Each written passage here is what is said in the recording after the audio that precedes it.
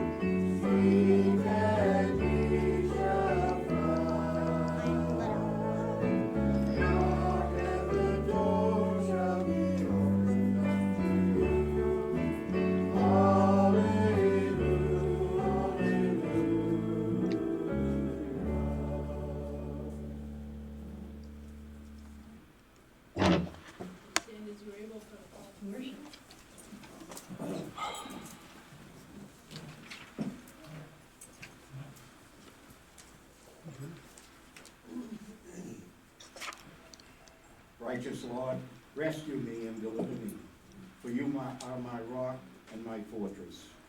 And in you, Lord, I have taken refuge. Do not cast me away when I am old. Stay with me when my strength is gone. For you have been my hope, sovereign Lord, my confidence since my youth. Even when I am old and gray, do not forsake me, my God. Till I declare your power to the next generation. For you, Lord, are my rock and my fortress.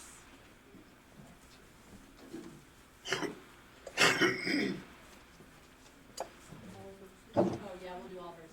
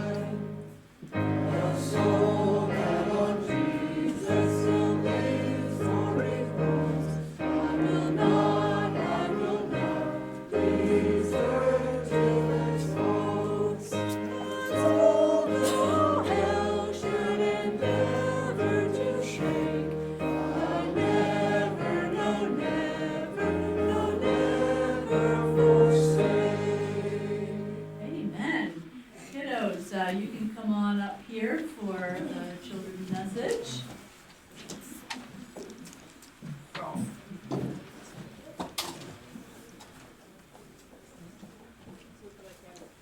Some different options for you today for candy. You can't have any unless you come up, Alex. You can't do that yet. So what holiday is coming up this week? Valentine's Day. On Friday, right? How do you guys celebrate Valentine's Day? I don't really celebrate it, probably with my friends at my house. I Mhm. can come over a lot. Mm-hmm. So like Also, party, gathering Valentine's people. Day. Mhm. Next Friday is my bear's birthday. It's your bear's birthday. Cool. So you got it on Valentine's Day. What else? So anybody celebrate with candy? Eating lots of candy? Yes. Yes. There's a lot of candy. Cards, presents, yeah. It's kind of cool, right? So, the name Valentine actually is named after a person whose name was Valentine. Probably the Valentine family are named after the same person. So this person is pretty famous, and he was a pastor in the church a really long time ago, like almost 1,800 years ago. Okay, so the very early church, he was a pastor. And it was at a time when it was not legal to be a Christian. Okay, it was a Roman emperor dominated, and he wanted the worship and the other gods and everything. And so Valentine was persecuted during this time, which means he was arrested. And some people say he was arrested for doing Christian marriages. Some say he was arrested for trying to get Christians out of prison to help them escape. We don't know, it was a really long time ago, but for whatever reason he was arrested. And the judge asked him, he said, what do you think of the Roman gods Jupiter and Mercury? And Pastor Valentine said, there's no other God except for the Father God who Jesus called Father, right? Jupiter and Mercury, those are planets. Yeah, well, they worship these gods who were named after the planets, so Jupiter and Mercury. And so they threw him into prison. They were like, you have to worship Jupiter and Mercury. So, you know what he continued to do? He continued to tell people about Jesus right in the prison. Not only the other prisoners, but also the guards. And one of the guards, this is a traditional story, it's not necessarily written down, but it has been passed down orally, that one of the guards asked him, my daughter is blind, can your God do anything about that? And so Pastor Valentine prayed for this guard's daughter, and guess what? It worked. It worked. God did his thing. And the guard and his whole family believed in Jesus and got baptized. And what do you think the emperor of Rome thought about this? Oh, he was furious. You know what he did? He had Valentine beheaded. And so, but there's a Bible verse that says, we love because Jesus first loved us. And that was the kind of love that Valentine showed. He decided that loving others and sharing the love of Jesus was more important than anything else. And he would do anything, including even being willing to die for that. And so, I think that's the kind of love that is what Valentine's Day is all about. And so these little hearts and stuff, that's what Valentine stood for. And you know what? That's why he's called a saint. Because of the love, the sacrificial love that he showed, and to tell people about Jesus. And so he's called Saint Valentine. That's what we call it, Saint Valentine's Day. Yeah, exactly. Saint Patrick is another saint. We can talk about him in March. That's a good idea. So here's some ideas that we could do to celebrate this kind of love on Valentine's Day. I want you to rate them on a scale of, say, 0 to 5, 0 meaning I would never do that, 5 meaning, yeah, I definitely do that. Okay, here are some ideas. Make cards for people who are sad or sick or lonely. 5, okay. Give a gift to someone at school who isn't nice to you. 5, 0. 10. Wow, awesome. Stand up for a friend who's being bullied. 1,000,000. So 5. It's hard. We were given instructions. If you see something that's wrong, saying something about it to an adult you trust. 5. Awesome. So, and you guys can probably come up with other ideas, but that's the kind of love that Valentine's Day is really about, isn't it? So, do you think you could make some cards for some Valentines for some of the people in our church who are feeling lonely or sad or sick? Cool, awesome. And I think some adults are going to be distributing some things so they can distribute your cards too. They would really I'm like gonna that. do this at home too. Okay, awesome. Good job. Good job. All right. So this is a repeat after me prayer. Jesus, repeat after me prayer. Dear Jesus, we love you. Dear Jesus, we love you. We want others to know your love too, We want others to know your love too, especially those who are sad especially those who are sad and those who are lonely or scared. and those who are lonely and scared. Give us your courage Give us your courage to show love like Saint Valentine. to show love like Saint Valentine. Amen. Amen. All right. And you guys can pick 2 candies. 2. I'm gonna pick both of You may these. not give one to Alice. I want to. That's what I was gonna do. He'll survive without candy. I was gonna give you the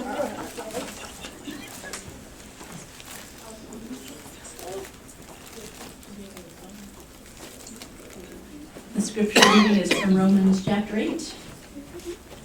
Verses 11 through 18. May God add his blessing to the reading of his word. If the spirit of him who raised Jesus from the dead dwells in you, he who raised Christ from the dead will give you life to your mortal bodies also through his spirit that dwells in you. So then, brothers and sisters, we are debtors, not to be flesh, to live according to the flesh. For if you live according to the flesh, you will die. But if by the Spirit you put to death the deeds of the body, you will live.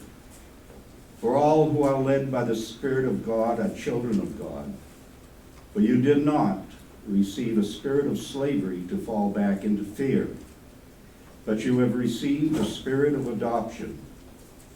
When we cry, Abba, Father, it is that very Spirit bearing witness with our spirit that we are children of God. And if children, then heirs, heirs of God and joint heirs with Christ. If in fact we suffer with him, so that we may also be glorified with him. I consider that the sufferings of this present time are not worth comparing with the glory about to be revealed to us. The word of God for all God's people. Thanks be to God. I'm going to receive the offering now, and you may have noticed we have a guest musician with us, and we're very thankful to have Andy with us, and give Iris her first time off in a long time. We're going to sing for you a piece called Mighty to Save, and invite you to come in on the chorus. We'll have a slide for the chorus whenever we go to that.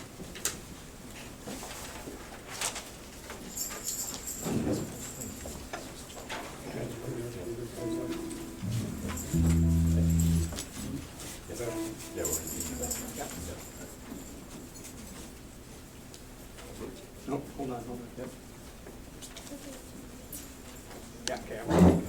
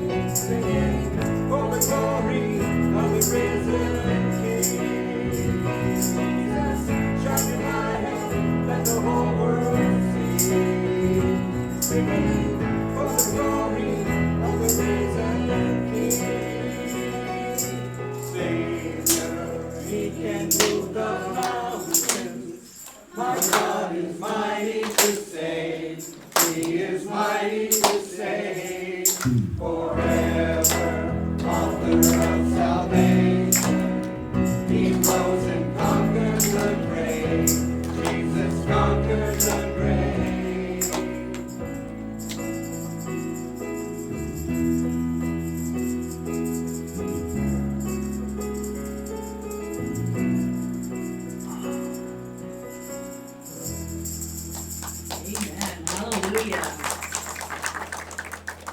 Please stand for the doxology. We're going to sing a different one today called We Bring the Sacrifice of Praise. It's real simple, so just follow along.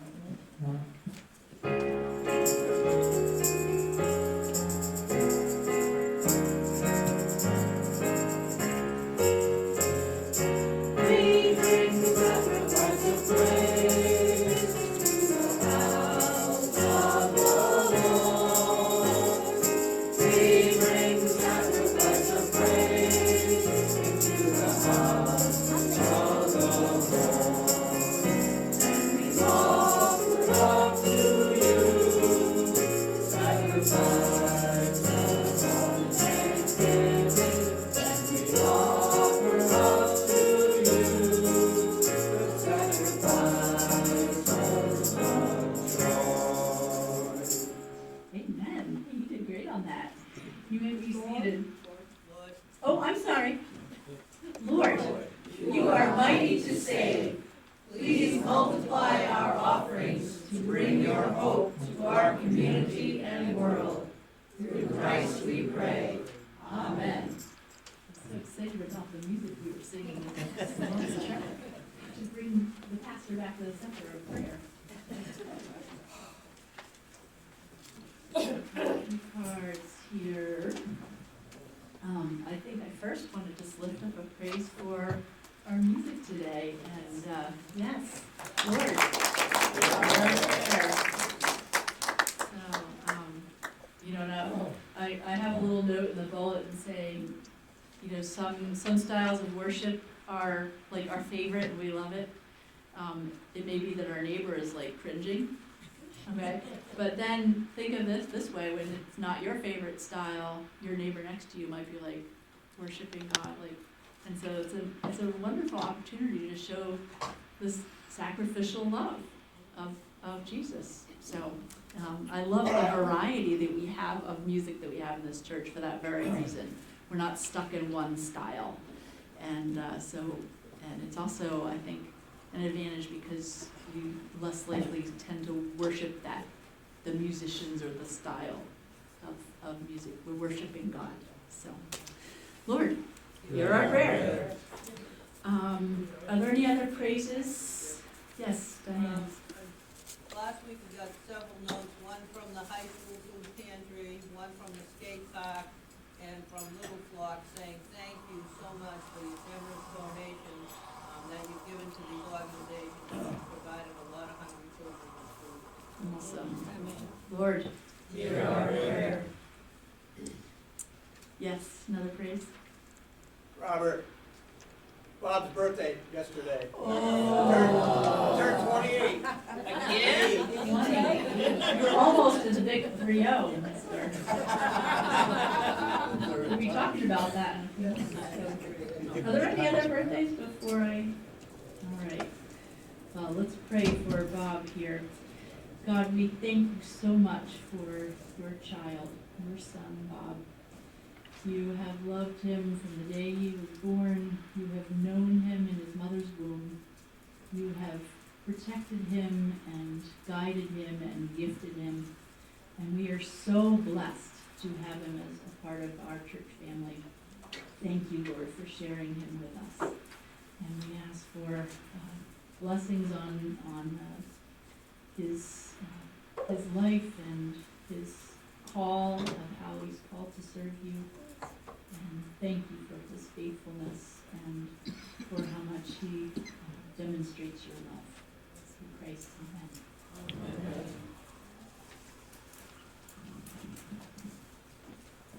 Are there any other praises? If you think of something, we can have them verbally later. I think probably the biggest prayer concern on everybody's mind is Frank.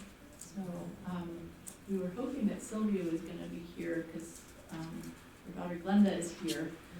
But I guess they weren't able to make it, but they might be up at the hospital, in fact. So Frank is not doing too well, and but he's in the Lord's hands. You know, that's what I told him last time I saw him. I said it's a win-win situation.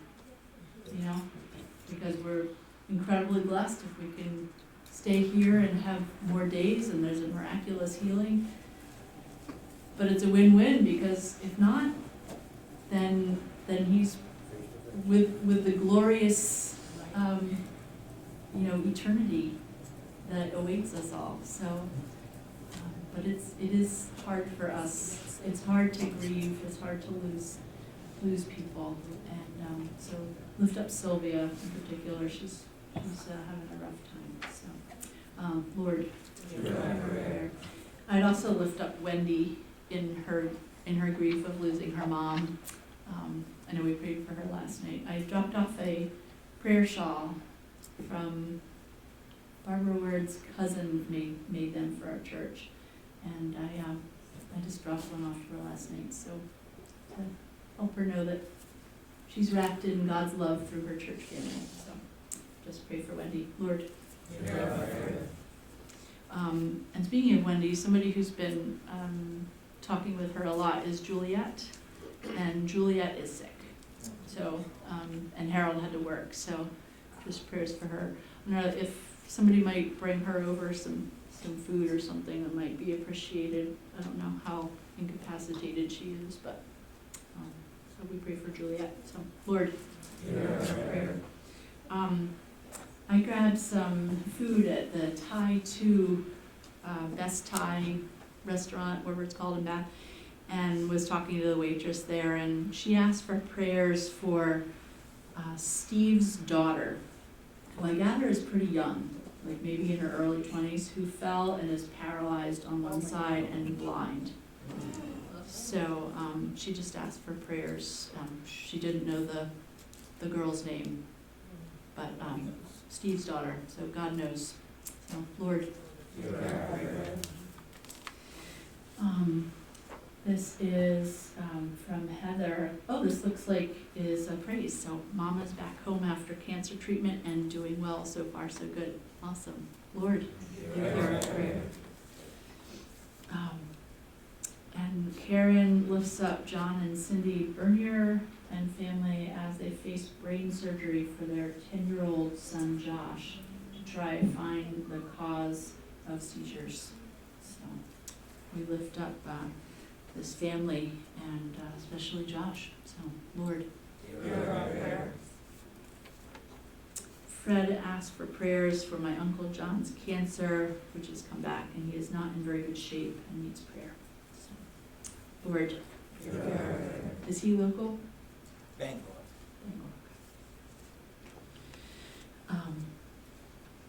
And this is from Kathy for Richard, who is going to be having cancer testing. So, Lord. And this is from Lovey for those dealing with the weather conditions. Lord. Yeah. There's last night was a cold one just in our area, and there are some folks who do not have shelter. So just prayers for folks. This is from Carl, prayers for my mom as she travels to California to help her sisters with financial planning and the future of her oldest sister. And she did get to California okay, I believe. Yes. Or is, He's in there, yes, he texted us that she's there. okay, excellent. So but prayers that sounds like a difficult, not a happy vacation in California. So prayers for Debbie and her family. So She's Lord, gonna be gone almost the whole hear our month. prayer. She's gonna be gone what? Almost the whole month. The whole month, Back okay. Until the 28th. Okay. So prayers that is a productive time and a time trusting in God. And also prayers for Deanna. I was hoping that she would be here. Any updates, Bob? She, Quote, "It's a temporary setback." okay. I don't She know was if I doing better agree with that. yesterday. I was hoping that she'd be here. Temporary setback, so, yeah. Seems like Doc still doesn't know what's going on, so we pray for Deanna. It's, I can't remember hearing of any time that she's been gone this long. I mean, she is like here every week, and it's been like 5 weeks or more.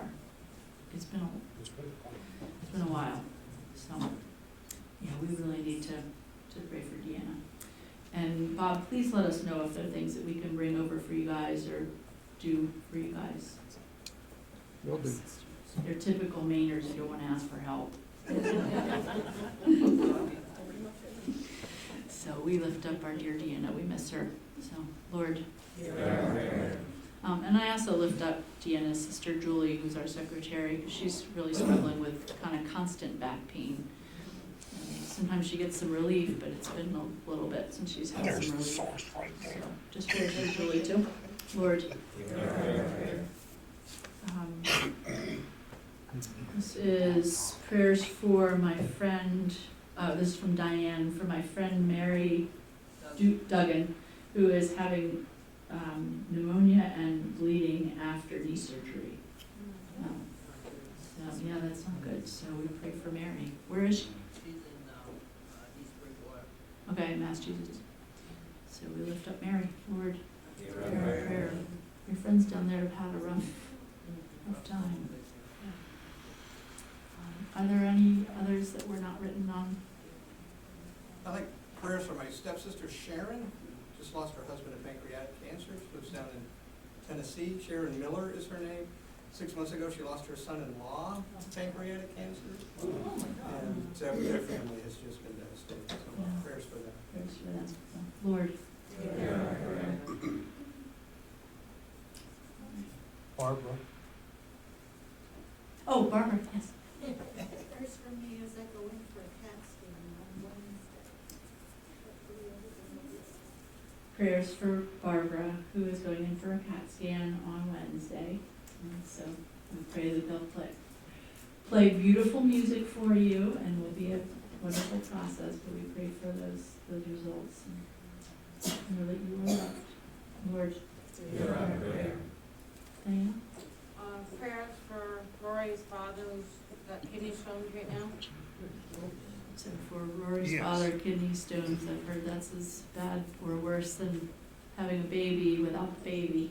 So, Lord, hear our prayer.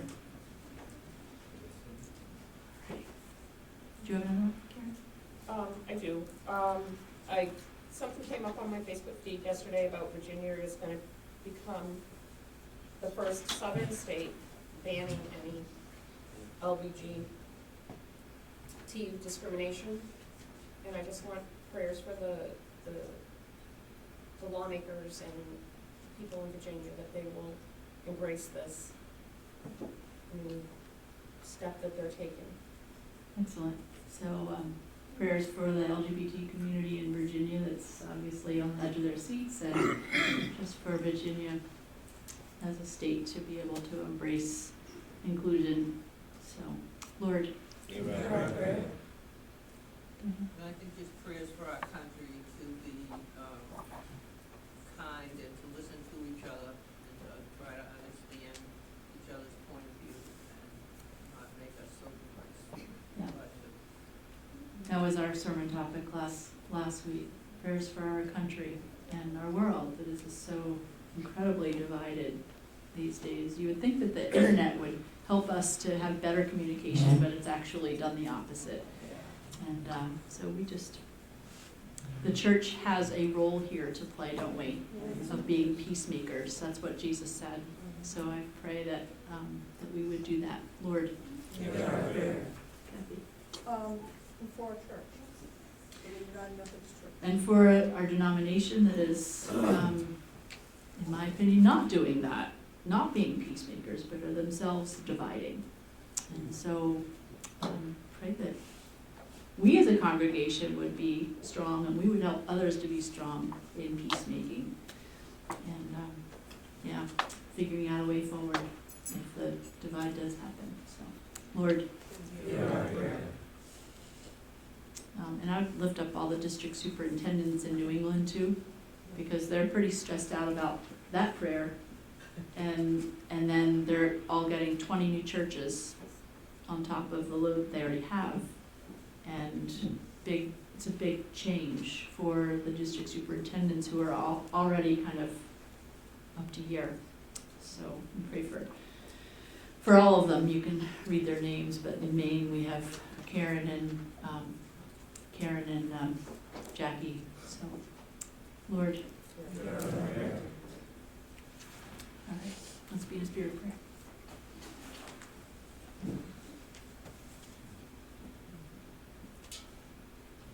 Holy and loving God, you are the Alpha and the Omega, the beginning and the end. With everything changing around us, you are our changeless one. And so we cling on to you. And we praise you. We praise you in the joyful times, and we praise you in the dire times. And so we lift up our praises to you and thank you for every blessing that you shower on us. And we lift up these concerns, these burdens, and we give them to you. Those that we've shared and those that are still on our hearts. And we share them trusting in you as a child trusts the most loving parent. And so we pray how Jesus taught us, saying, Our Father, who art in heaven, hallowed be thy name. Thy kingdom come, thy will be done, on earth as it is in heaven. Give us this day our daily bread, and forgive us our trespasses, as we forgive those who trespass against us. And lead us not into temptation, but deliver us from evil. For thine is the kingdom, and the power, and the glory forever. Amen. Would you stand as you are able for our gospel reading, which is from Matthew.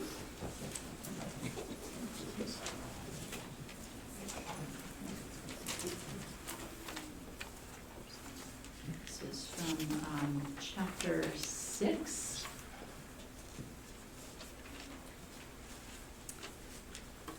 Who among you?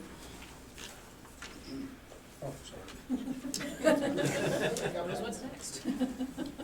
I was worried. I know, some people don't like to read along, like they don't like to read the slide. They just want to, just close your eyes if you are one of those people, or if you just want to listen. That's fine. So, who among you by worrying can add a single moment to your life? And why do you worry about clothes? Notice how the lilies in the fields grow. They don't wear themselves out with work, and they don't spin cloth. But I say to you that even Solomon in all his splendor wasn't dressed like one of these. If God dresses grass in the field so beautifully, even though it's alive today and tomorrow it's thrown into the furnace, won't God do much more for you, you people of weak faith? Therefore, don't worry and say, what are we going to eat? What are we going to drink? What are we going to wear? The Gentiles long for all these things. Your heavenly Father knows that you need them. Instead, desire first and foremost God's kingdom and God's righteousness, and all these things will be given to you as well.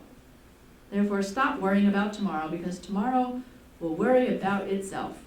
Each day has enough trouble of its own. The word of the Lord. Thanks be to God. You may be seated.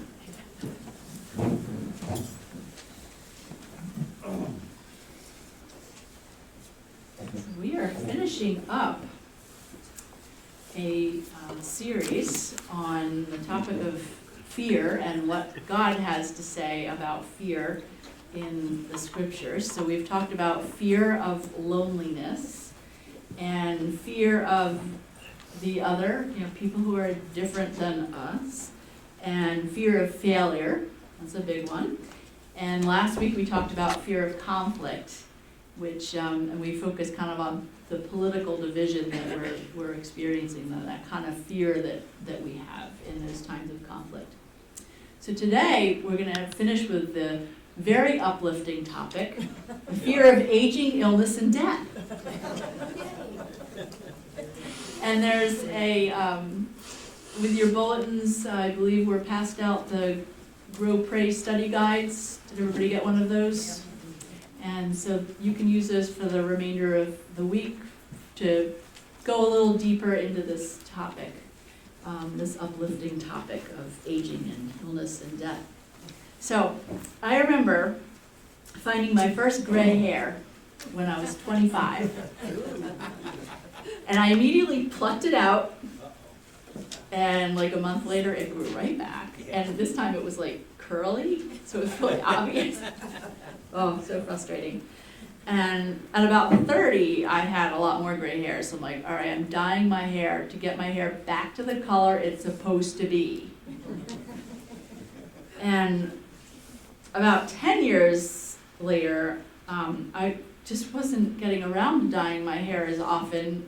I was so busy with these little kids, and so it would go like 3 months and be like, the gray is showing through. And so one of these times when I let it go a little bit, I was going down a mission trip down to Wilmington, Delaware. And there was this little African-American girl, so precious. She wanted to play with my hair, because it's different. And she said, "Oh, how did you get silver into your hair? I want some." And I decided after that, I'm going to stop dyeing my hair and just embrace the silver. But people spend big money, don't they, on things like hair dye, on face creams that get rid of the wrinkles, on plastic surgery to really get rid of the wrinkles. In many cultures, it's an honor to have wrinkles and gray hair. Not so much in our culture. And Adam Hamilton tells this story. He's pastor of the Church of the Resurrection that did the GPS study guide that I passed out. Anyway, he has a daughter who was in Kohl's shopping, and she overheard a couple of college kids talking about an outfit, and the one said, "I'd never wear that. It's not like I'm a 30-year-old mom or something." And Adam Hamilton's daughter was a 30-year-old mom. And she was devastated because, she didn't want to face that, wow, 30 is like getting old. What is it about aging that we fear? Everything. What is it about aging we fear? What do you think, Bob? Not aging. Fear of not aging? We just want to... Well, as a sign that Denial. we're mortal. Yep, we want to live in denial. But why is that? Why is it that we fear aging? We'll lose our mind, Or fear we'll lose our mind, our ability to drive, our ability to... our independence, ability to drive. What was that, Lovey? Death. And fearing death. Yeah, and we're going to get to that too, because that's really what this is all about. But there's some other things, like you said, that we fear kind of in that process of, some, that life is over, that You become invisible. you become no longer useful, right? Illness, yep, and that's going to be our next topic. Yeah, it's interesting, I think many think that our older years we're going to be sad because of all these things, right? I want to show you a graph. So this is by age, starting with 18 to 21-year-olds, all the way up to 85-year-olds. And you see the line keeps going up, right? And so this was a self-reporting that the highest level of well-being are those in their 80s and beyond. Isn't that interesting? And I mean, you see the 20s are pretty good, late teen, but they're not as good as the 80s. That's why we're such a happy church.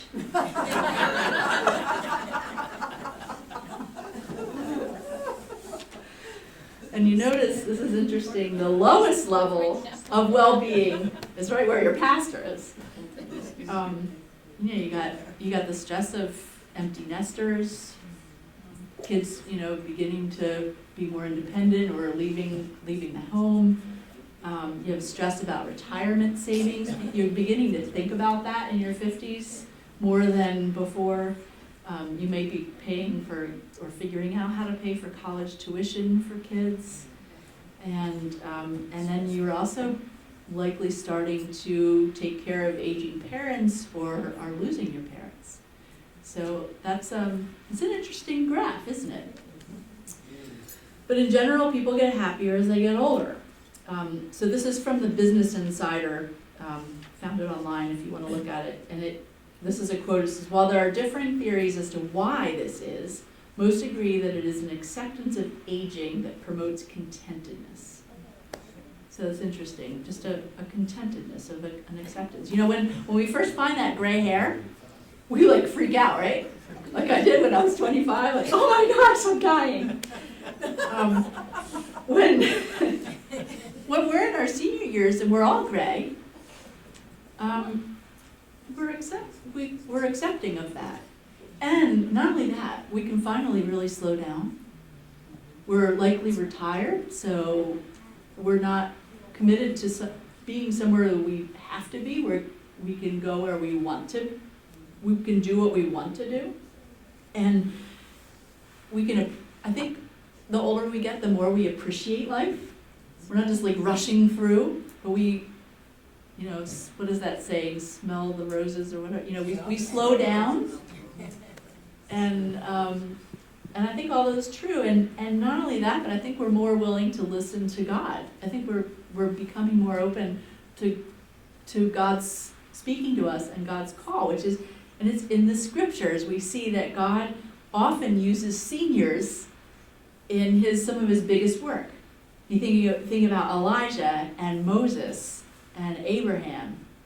These were all old dudes, right?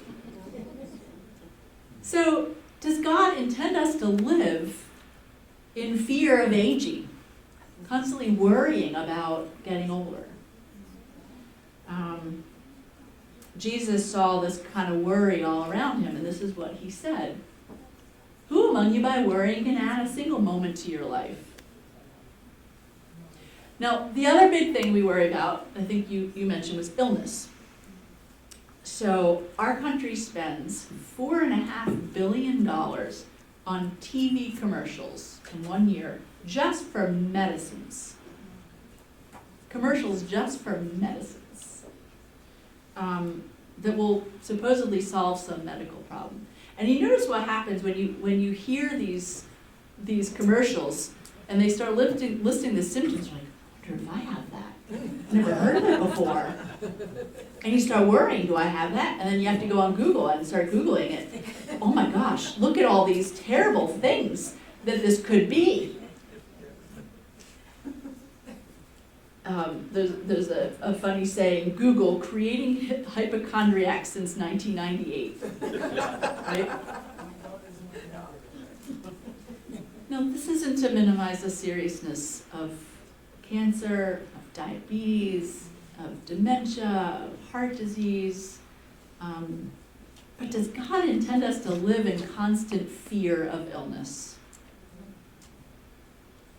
Again, Jesus said, who among you, by worrying, can add a single moment to your life? And somebody over here said death was, that really is what we're talking about here. We can talk about aging, we can talk about illness, but really what we're talking about is a fear of death. Our brain is designed to push off that moment as far as possible, right? That's how we preserve our species. It's a survival mechanism. What is it that people fear about death? What do you think? Going to hell. Going to hell, judgment. The unknown. What's that? The unknown, yeah. It's unknown, right? Yeah. The suffering of the process itself. The process itself and not knowing. Who we leave behind. Yeah, worrying about family. That's why a lot of people hang on so long, is because they're worrying about whether their family's going to be okay.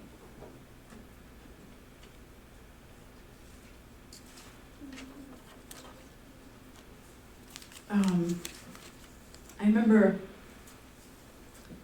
visiting my mother's grave with my dad. It had been maybe a year since she had died. And at the time, our family bought 2 gravestones because they were going to be buried together. And I remember the look on my dad's face when we went up to the stones and he read them. And he saw Stanley G. Child, birth date, and then a hyphen. We're hearing the Lord's Prayer. His ringtone. This is ringtone. That is so cool. I want the Lord's Prayer as a ringtone. That is a great idea. You could market that. Maybe that's how we'll pay for the siding.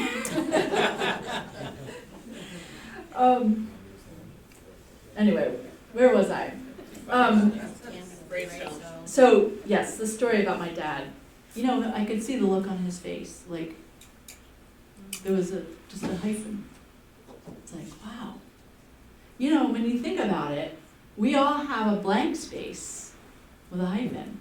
We have a birth date and a blank space.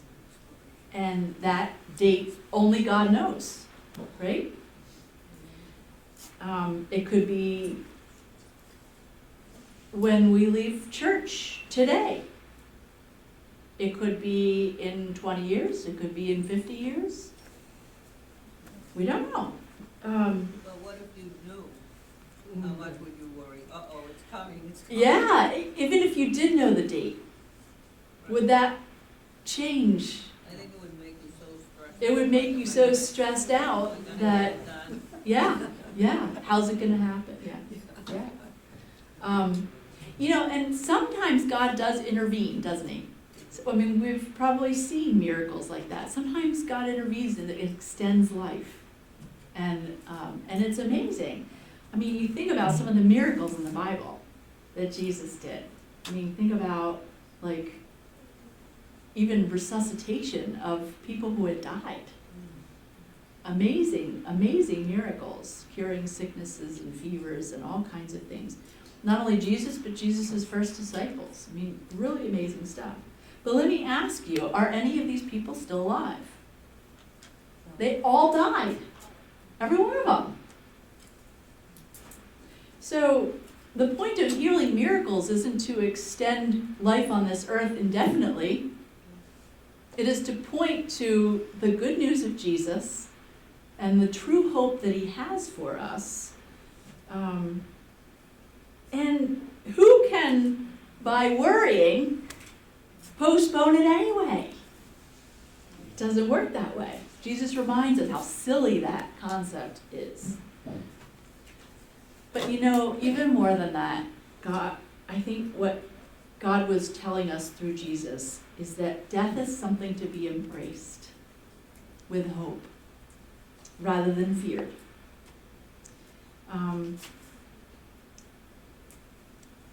Why, as Christians, do we have hope in the face of death? We have a promise. We have a promise. Everlasting life. Everlasting life. There is no hope. Yeah, the hope is a home, right? Without Christ, you have no hope. But in Christ, we do have hope. That's why we, the amazing family experience that we have here, it's just a little glimmer, right? The beauty of, did anybody see the sea smoke this morning? Oh, go online and look at pictures because they won't do justice, but so astounding. The sun coming up with the sea smoke. And I mean, you've seen the beauty of where we live. I mean, we live my personal opinion, the most beautiful place in the world. I've visited a lot of places, but there's a lot of beautiful places. Imagine if the world is this beautiful, how amazing the other side is. You know? What happens on the other side is what we call glorious. Glorious. And so Paul says in the reading that Bob read for us, I consider that the sufferings of this present time are not worth comparing with the glory about to be revealed to us. It is a vision of in Revelation, John was given this revelation where you can peek into the other side. No more pain, no more crying, no more death, no more sorrow. Described it as like a new beginning, like a new Garden of Eden with a river of life. And John also sees a big party going on. So like all of this just amazing family gathered around this big banquet table, feasting on the best wine and the best food. I mean, John, you can tell John is grasping at straws of how to describe it in words because there aren't any words. He's trying his best to use metaphors, but there's just no way to describe it because we don't have anything here that's that glorious. C.S. Lewis in the Chronicles of Narnia compares his life to just a preface to the most amazing book. You know what a preface is to a book? It's just like the little introduction to the book. And if this life has been so good and we are so blessed, and we are, right? I mean, so many blessings. And this is just the preface. Can you imagine the rest of the book? You know? And yet this preface is very important. In fact, this preface determines the whole rest of the book. And so C.S. Lewis says, what you believe about death changes everything about life. Changes how we live. Because if you actually trust that God is, that the life is just the beginning of the great adventure, you don't have to be afraid. You can have courage to do things you might otherwise be afraid to do. So yeah, we say goodbye to those we love, and of course we grieve. Of course we grieve, but we grieve of those with hope. And the more we trust in Jesus, the less we fear aging, and the less we fear illness, and the less we fear death. Because all of these are in God's hands. Adam Hamilton tells a story of a game that his kids, when they were really little, they loved to play. It's called Flying Squirrel. Anybody else play Flying Squirrel? The kids would throw themselves off the top stair. And Adam would catch them. And they weren't scared because they knew that Adam, their dad, was going to catch them. You know, you mentioned, some say, they're not worried about death because we know where we're going, right? But more the how, right? The process of dying. But if we can trust God to bring us to the other side, then the other side of glory, can we also not completely trust God with how? Exactly how that happens and exactly when that happens? Can we trust God with how long it takes and how much pain is involved? How much control we have? I mean, the process of falling may seem scary, but if we're throwing ourselves into God's hands, we know He's going to catch us. Sometimes, though, a younger sibling is going to need to watch the older sibling first to do this flying squirrel thing, right? You see the sibling made it, okay, I'll do it now. Jesus is our sibling. And so we have had the honor of seeing Jesus go before us and see that He is safe. That He arrived safely in God's hands. And that everything He promised has in fact come true. And so yes, we witnessed Jesus suffer and die on the cross, but we also witnessed Jesus alive again. We have the testimony of those witnesses. It's as if we have witnessed it. And so we have this promise in the scripture, Romans 8. If the spirit of Him who raised Jesus from the dead dwells in you, He who raised Christ from the dead will give life to your mortal bodies also through His Spirit that dwells in you. So if all this is true, what is our life focus going to be? How are we going to write our preface for this amazing book? Is our preface going to be filled with doubt and fear and worry? Is the content of our preface going to be about clothing and food and illness?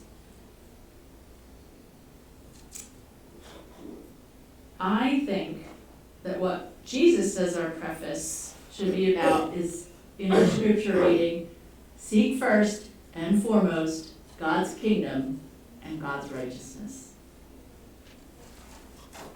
That is the best possible preface that we can write, with all our little embellishments, right, in how we live our lives and all our different gifts. And remember that a few verses away from this one says, I consider that the sufferings of the present time are not worth comparing with the glory that is about to be revealed to us. The glory is about to be revealed to us. So Oscar Wilde, he used the word fine, but I want to use glorious. So it will be glorious in the end, and if it's not glorious right now, it's not the end. I think he said it pretty well. Let's be in a spirit of prayer.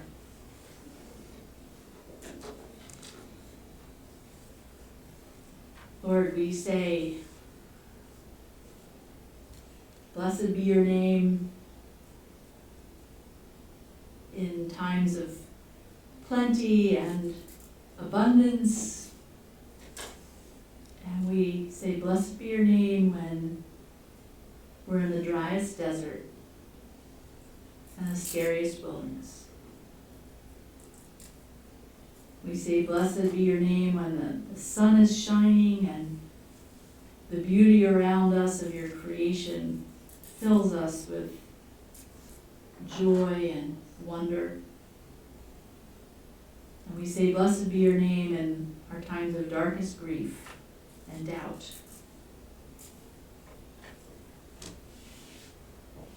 Because of your glorious name, we praise you, Lord, and we,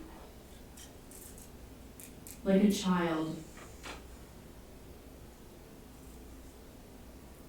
we throw ourselves into your loving hands and know that you will catch us.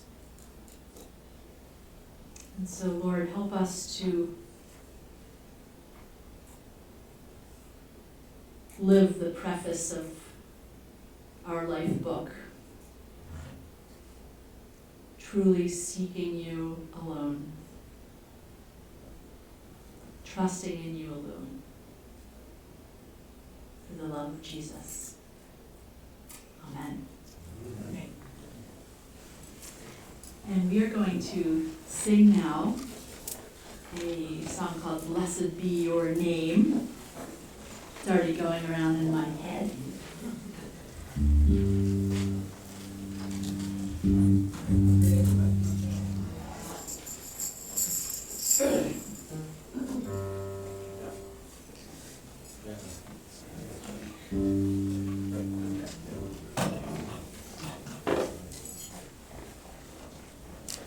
Matt, you gotta be right on top of this one, it's fast. And everybody needs to stand up. Yeah, everybody stand up. Ryan's gonna lead us. Clap it on 2 and 4. 2 and 4. 2 and 4. Yeah, I talk about it all the time. 2, 3, 4.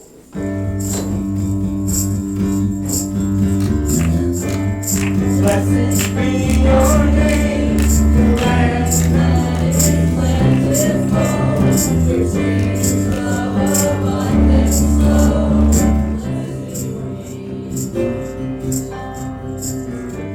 Blessed be your name, found in the desert place, along through the wilderness. Blessed be your name. Every blessing you pour out, I'll turn back His rain. When the darkness closes in on, still I will say, blessed be the name of the Lord. Blessed be your name. Blessed be the name of the Lord. Blessed be your glorious name. Blessed be your name, with the sun shining down on me, the world all as it should be. Blessed